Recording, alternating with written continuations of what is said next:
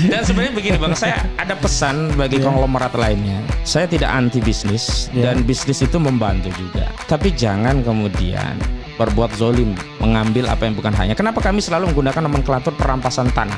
Jadi perampasan tanah itu bukan berarti orang ngambil tanah tanpa kompensasi apapun, Bang.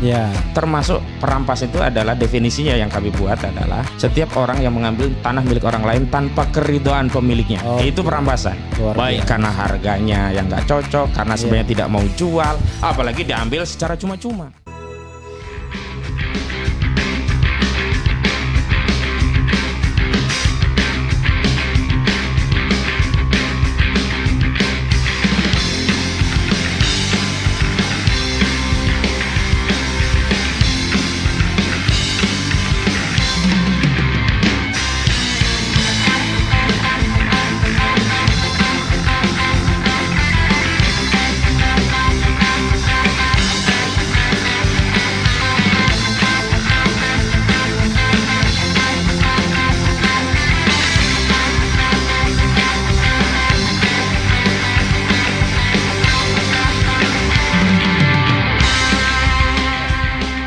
Ahmad Hozinuddin. Dear. Jadi saudara sekalian, teman satu ini sudah mengumandangkan perang melawan oligarki ya, yang selama ini untouchable. Tetapi tentu saja kita ingin menegakkan hukum sebenar-benarnya dan seluruh-seluruhnya ya, sesuai dengan komitmen kita negara hukum. Jadi rupanya teman kita hari ini sudah menggelar press conference launching gugatan perbuatan melawan hukum atas beberapa pihak ya. Kalau di sini pihak-pihak yang diajukan gugatan perbuatan melawan hukum itu adalah Sugianto Kusuma alias Aguan. Ya. Yang kedua Antoni Salim. Oh rupanya Antoni itu pakai ANTHONI ya. Jadi bukan kita Y. Bukan Y ya. Ketiga PT Pantai Indah Kapuk 2 TBK disingkat PANI ya. Kok PANI jadi Pantai Indah Kapuknya di mana ya? Pokoknya. PANI itu perusahaan sebelumnya namanya PT apa gitu. Terus kemudian jadi Pantai Indah Kapuk gitu. 4 PT Kukuh Mandiri Lestari ya. Kemudian 5 Jokwit ya. Alias Joko Widodo ya. Kemudian 6 Airlangga Hartarto. Bukan Hartartor ya, Hartarto. Saya ingat almarhum ibu saya waktu Menteri Perindustrian Insinyur Hartartor. Kemudian 7 Dr. Andes Haji Surya Wijaya MSI ya. Oke, nanti kita satu-satu kita persoalkan siapa mereka ya. 8 Haji Maskota HJS SE ya. Tadi untuk almarhum ibu saya, mudah-mudahan Allah Subhanahu wa taala mengampuni dosanya ya. Almarhum menempatkan di tempat yang layak. Kemudian 9 Kementerian Keuangan Republik Indonesia. Luar biasa. Oke. Dan yang mengajukan gugatan yang diwakili oleh kurang lebih 24 lawyers ini ya. Mulai dari Ahmad Hozinuddin, Kurnia Triroyani yang kalau orasi saya bingung ini sebenarnya dia nih adrenalin laki-lakinya lebih banyak dari para perempuannya ya kan. Kemudian ada Yasin, ada Juju Purwantoro, ada Medi Juniarto, Anwar Silalai, Azam Khan dan lain sebagainya sampai Firly Novansa 24 ya. Kenapa 24 nanti kita tanyakan. Sementara yang mengajukan adalah 20 orang warga negara. 20 orang warga negara yang mengajukan itu mulai dari seorang perempuan, ibu-ibu, Menu Wulandari, kemudian Edi Mulyadi, luar biasa Edi Mulyadi jin buang anak ya. Betul. HM Rizal Fadila, kita tahu aktivis juga, Kolonel Sugeng Waras ya kan. Yang kemarin bilang samu. Kita kesini samu. Kemudian Ida Nurhaida Kusdianti dari FTA juga ini. Hilda Melvinawati. Kemudian R. Rahmadi. Kemudian Harlita Julia Stuti. Sandrawati. Ini bukan Sandrawati Muniaga bukan ya? Bukan. Kalau Sandrawati Muniaga nggak boleh mengajukan karena dia Komnas HAM ya. Suyanti. Ida Saidah. Tuti Surtiati, Brigjen TNI Purnawirawan Erkun Priambodo. Brigjen TNI Purnawan Erkun Priambodo ya, Erkun. Kolonel TNI Purnawiran Muhammad Nur Saman SEMSI ya. Karena sekarang pangkat yang paling penting mayor sebenarnya. Di atas mayor nggak penting sekarang. Kolonel TNI Purnawiran Didi Rohendi, Kolonel TNI Purnawiran Ahmad Romzan, Kolonel TNI Purnawiran Rohmat Suhaji, Kolonel TNI Purnawiran Dr. Gigi Derajat Mulia, kemudian Kolonel TNI Purnawiran Iwan Barli Setiawan, Kolonel TNI Purnawiran Alan Sahari Harahap, kemudian 20 ya? 20 yang mengajukan, 24 lawyernya. Berarti minimal satu orang bisa konsultasi dengan satu lawyer. Dan gratis. Dan gratis ya, pro bono ini ya. Pro bono. Bukan. Ini pro bono, bukan projo, bukan juga pro Prabowo. Bukan. Probo. Bukan. Ya, dan perbuatan melawan hukum. Silakan kita bicara, saya ingin tanya dulu why perbuatan melawan hukum. Sebelum tanya why 24 berapa pihak tadi? Ada berapa pihak tadi? 9 ya. 9 pihak. Satu ya. tergugat. Kemudian why warga negara yang ada hubungannya dan tidak ada hubungannya dengan Pantai Indah. Ini kan tidak hanya Pantai Indah Kapuk ya, semuanya ya? Ini khusus PIK 2 ya. Oke, silakan. Ya. Silakan. Jadi yang pertama why PMH. Ya. Jadi sebenarnya kan kalau kita lihat di lapangan Bang, kami kan turun. Terakhir kita audiensi silaturahmi dengan warga yang ada di Kecamatan Rajek, Kabupaten Tangerang 2 hari atau 3 hari yang lalu lah begitu. Memang banyak hal-hal yang terkait dengan hukum yang kalau kita bagi itu core-nya paling tidak ada 3 yang bisa dipersoalkan. Yang pertama tentu terkait status PSN-nya itu begitu. Sebenarnya kan PSN-nya itu kan tidak memenuhi kualifikasi sebagai proyek strategis nasional yang terakhir sudah diklarifikasi akan dilakukan peninjauan kembali melalui Menteri ATR Yusron Wahid, karena amanah dari Presiden Prabowo itu kan setidaknya ada 4 core ya. Kok Yusron Wahid Menteri ATR? Iya sekarang. Nusron Wahid. Oh iya Nusron. Iya. Kalau Yusron itu Yusron Ihza Mahendra. Oh Yusril itu. Ya ada Yusronnya. Oh iya adiknya, betul. kan? Adiknya ya betul. Oke, silakan. Iya. Jadi terakhir kan sudah dikatakan paling nggak 4 core kalau itu terkait swasembada pangan, energi, hilirisasi dan giant sea wall begitu. Nah itu core-nya masuk di PT-UN kalau kita ingin membatalkan status PSN-nya. Ya. Dan memang ada rekan-rekan kami yang terpisah memang rencananya mengajukan gugatan PT-UN. Gitu. Baru rencana ya? Baru rencana. Nah kami tidak masuk itu dulu. Karena problemnya ternyata tidak hanya masalah kebijakan PSN-nya. Ternyata realisasi terkait kebijakan PSN itu juga banyak masalah begitu. Oke, sudah mengarah pada perbuatan melawan hukum. Ya. Yang kedua pidananya banyak sebenarnya. Oke. Nah, cuman pidana itu kan problemnya kan harus melibatkan otoritas kekuasaan, dalam hal ini institusi kepolisian. Harus lapor. Dan laporan kita kan berulang kali, kita tahu lah ujung dari pelaporan kalau melawan oligarki besar kan paling dijadikan dumas Bang, pengaduan masyarakat. Padahal fakta pidana misalkan penyerobotan tanah, intimidasi, kemudian hoax. Kan selama ini kan kalau yang dianggap hoax itu kabar bohong hanya kita rakyat kecil. Ya. Tapi hoax oleh orang-orang besar, hoaxnya apa? Hoaxnya itu adalah terjadi proses pembebasan lahan di luar wilayah yang ditetapkan PSN dengan dalih ini adalah PSN. Oke, jadi seolah-olah dia PSN ya, semacam dia melakukan penyelundupan hukum. Nah, ya? itu yang menjadi salah satu materi PMH. Ya. Karena penyelundupan itu kan dari sisi hoaxnya masuk pidana, dari sisi konsekuensi perdata ini kan perbuatan melawan hukum. Yang merugikan, yang karenanya kalau kita kembali ke 1365 KUH Perdata kan orang yang melakukan perbuatan melawan hukum dia harus mengganti kerugian atas perbuatan melawan hukumnya itu. Nah kami masuk di PMH-nya begitu. Karena ada beberapa hal yang kami simpulkan PMH ini lebih kami pilih dulu. Pertama, ya intinya kalau PMH bisa langsung ke pengadilan itu aja. Nah ya? itu.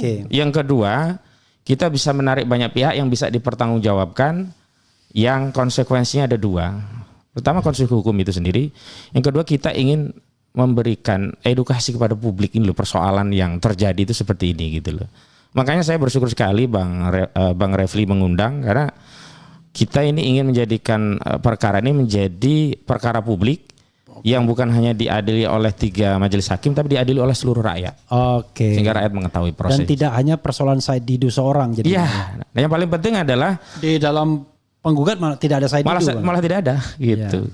Kita ingin jelaskan kepada publik bahwa persoalan kezaliman perampasan tanah rakyat di proyek PIK 2 ini bukan hanya soalan yang menjadi problemnya Said Didu, tapi ini persoalan publik di mana ada 20 warga negara Indonesia ya terpanggil gitu loh untuk ikut meluruskan persoalan ini dengan melakukan gugatan perubahan melawan hukum itu. Nah, kenapa sih ada 20 orang WNI dengan kapasitas sebagai warga negara tidak kemudian korban yang ada di sana begitu? Iya. Itu karena kita melihat substansinya bukan kerugian yang dialami langsung karena tanah mereka diambil itu. Nah, itu kan harus korban. Iya. Dan kami tahu kalau langsung kita ambil prinsipal mereka lemah. Kami khawatir ini yang diancam-ancam orang-orang yang jadi korban gitu loh. Nah, kita ambillah aktivis yang sudah terbiasa dengan dinamika dan sudah tidak terbiasa diancam. gitu. Dan memang narasi yang kami bangun ini adalah kepentingan seluruh bangsa dan negara.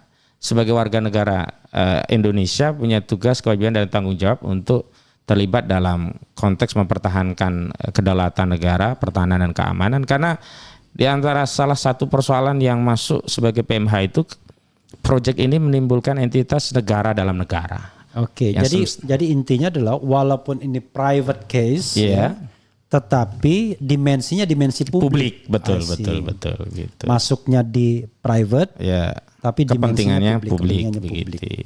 Ya kayak gugatan ijazah palsu ya kira-kira. Ya, kira-kira begitu. Oke, ini profesor ijazah palsu. Jadi memang begini Bang, kalau kita kaitkan pertanggungjawaban perseroan harusnya kan cukup PT PANI yang kita gugat. Ya. Dan direkturnya lah yang punya kewenangan bertindak untuk dan atas nama perseroan di dalam ataupun di luar pengadilan begitu. Namun berdasarkan undang-undang perseroan terbatas kan pihak-pihak tertentu yang punya saham itu bisa bertanggung jawab secara pribadi apabila ada satu tindakan yang merobek pertanggungjawabannya hanya sebatas saham yang dia miliki tapi sampai pertanggungjawaban pribadi. Pasal 2 pasal 3 Undang-Undang Nomor 40 2007 begitu. Dan kami melihat ada tindakan PMH dari Saudara Aguan selaku pemegang ini saham. PT Pantai Indah Kapuk 2 TBK atau PANI ini berapa saham Aguan? Itu Aguan dari Agung Sedayu Group dengan Antoni Salim itu bareng-bareng 98%-an. Oh berdua itu? Berdua itu. Tapi kita tidak tahu proporsinya berapa. Proporsi mereka nggak tahu kita. Yang jelas dua pihak ini membentuk PT Pantai Indah Kapuk 2 ya? Tidak, memegang saham dari PT yang lain yang punya 98%. Saya lupa PT-nya ada di gugatan itu. Oke, silakan terus. Ya, terus. Jadi itu yang menjadi dasar bahwa pihak yang paling diuntungkan dalam perseroan juga harus kita tarik sebagai pihak yang paling bertanggung jawab atas kerugian yang ditimbulkan perseroan.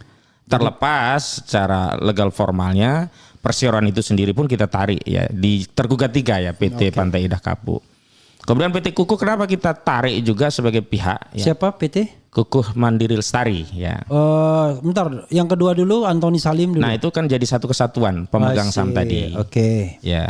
Oke, keempat PT Kukuh Mandiri Lestari. Karena di lapangan proses pembebasan dilakukan oleh PT ini. Oke. Jadi PT inilah yang kemudian menggunakan menjadikan transaksi tanah dengan rakyat melalui sejumlah pihak yang akhirnya hasil dari transaksi itu nanti digunakan untuk kepentingan proyek PT PANI. Jadi PT Pantai Indah Kapuk 2 pemilik saham. Ya.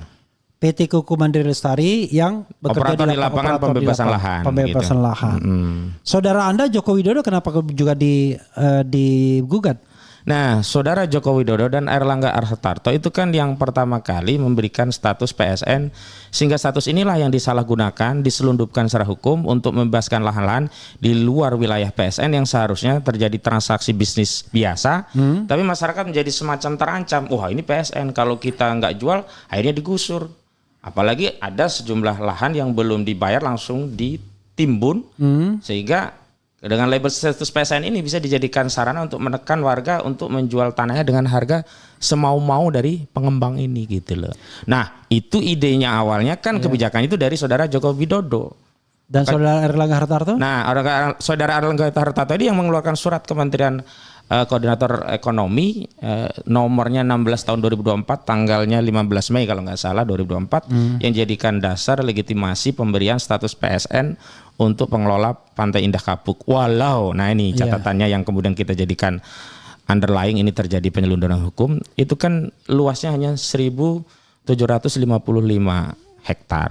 Kurang lebih ya? Kurang lebih. Exactly atau kurang lebih tadi? Enggak, pasti segitu karena ada suratnya. 1.755 hektar. Dan hutan mangrove-nya katanya udah... itu udah banyak. Hutan mangrove-nya sendiri berapa gitu ya? Ada beberapa, ada hutan mangrove, ada apalah beberapa. Tapi yang kami persoalkan adalah pembebasan lahannya justru tidak hanya di wilayah yang ditetapkan PSN, tapi meluas ke sejumlah kecamatan di Kabupaten Tangerang. Dengan iming-iming dalih bahwa itu PSN juga. Iya. Nah, dia sengaja dijual PSN. Iya, itu. PSN-nya dijual gitu loh. Dan menarik Bang, sebelumnya itu tidak hanya ada PIK 1, PIK 2, ada PIK 1, PIK 2, PIK 3 sampai PIK 11. Nah, tapi karena PIK 2 ini mendapatkan status PSN, PIK 3 sampai 11 ini buru-buru diubah menjadi PIK 2 semua. Oke. Sehingga seolah-olah ini menjadi bagian dari PSN yang mendapat label proyek strategis nasional. Iya. Nah, itu di lapangan itu ada. Ada, dan ini yang kemudian bukti-buktinya sudah difoto-foto oleh Bang Said Didu. Sampai berapa? Sampai PIK berapa yang diubah itu? Sampai PIK 9. Pokoknya sampai PIK 9 itu tadinya ada PIK 9, tapi sekarang wilayah itu jadi PIK 2 semua. PIK 2 semua. PIK 2 semua. Oke. Dan dengan dalih ini PSN, disitulah permainan oligarki ini kemudian menekan rakyat, sehingga rakyat itu semacam tidak ada pilihan gitu loh Bang. Karena seolah-olah ini proyek negara. 5 dan 6 ini kan orang bisa bilang, kan itu as the president, as coordinating minister of economic affairs. Kok gugat secara pribadi. Dinisbatkan secara pribadi. Nah, itu yang selama ini kan kalau kita bicara pertanggungjawaban jabatan, ya. Lalu kita gugat pejabat selanjutnya tentunya, karena itu bukan tindakan pribadi.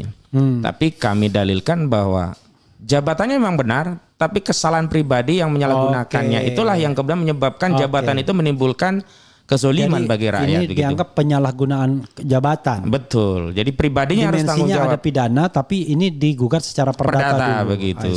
Oke, biar masyarakat paham ya. Nah, dan juga ada semacam pesan yang kita mau sampaikan kepada pejabat lainnya. Jangan semena-mena. Lalu ketika ada problem, gugat aja tuh pejabat pengganti. Iya. Padahal lu yang bikin masalah begitu. Padahal dia yang mendapat keuntungan. Begitu. Oke. 7 dulu ya.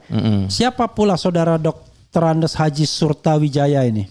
Ini Abdesi, Ketua Asosiasi Pemerintahan Desa Indonesia. Seluruh Indonesia. Dia ketua DPP-nya. Oke. Kalau yang satunya Mas Kota itu Kabupaten Tangerang, Ketua Abdesi. Why? Kalau Mas Kota saya tahu karena dia yang juga melaporkan Said Didu kan? Betul. Tapi Surtawijaya apa urusannya? Dua-duanya ini orang-orang yang selalu menyebarkan hoax tentang PSN ini untuk kebaikan desa, pembangunan. Dan itu membuat masyarakat terintimidasi seolah-olah kalau tidak jual ini melawan negara. Oke. Dan berulang kali mereka itu selalu bicara untuk PIK, padahal pernah menyatakan bahwa laporan Mas Kota ini tidak ada kaitannya dengan PIK. Tapi terakhir dia juga datang ke DPD ketemu Yoris. Dia mendukung juga proyek PIK ini akan memajukan daerah dan sebagainya. Jadi karena dia punya peran, maka dia harus diminta pertanggungjawaban walaupun ada informasi-informasi spesifik tentang peran mereka yang memang tidak kami ungkap ke publik, pada waktunya akan kami ungkap juga gitu. Biasanya nggak jauh-jauh dari piti kata orang Padang. Piti. Nah dong kalau kita dan sebenarnya sudah terungkap juga oleh hasil roadshow Legend Purnawiran TNI Sunarko. Susah sekali kalau kita gitu-gitu. Iya, dapat ini Bang. Tak ada pitinya itu. Jadi oknum desa itu dapat semacam. Kita nggak usah lanjutkan, nanti dianggap fitnah nanti. Ya betul. Nanti itu lebih baik senjata di lapangan aja ya. Betul. Kemudian yang terakhir, the last but not least, yang ke-9, Kementerian Keuangan Republik Indonesia. Jadi dia memang kami tarik sebagai turut tergugat bukan untuk kami minta dia dihukum membayar Bang. Tapi agar dia menerima pembayaran dari gugatan ini yang masuk ke negara melalui Kementerian Keuangan. Gitu. Jadi kalau gugatannya dimenangkan, negara dapat duit. Dan kita minta 616 triliun untuk nutupi defisit 2025. Lumayan lah Bang. Jadi pihak-pihak ini sendiri tidak mendapatkan apa-apa ya. Iya begitu. Tapi saya tertawa, wah, kata nanti akan ada pihak-pihak tertentu, saya nggak mau menyebutkan spesifik profesinya, yang ketawa, hahaha. Bagus Hozainuddin, bila perlu lebih banyak pihak konglomerat yang Anda gugat. Dan sebenarnya begini Bang, saya ada pesan bagi konglomerat lainnya. Saya tidak anti bisnis dan bisnis itu membantu juga.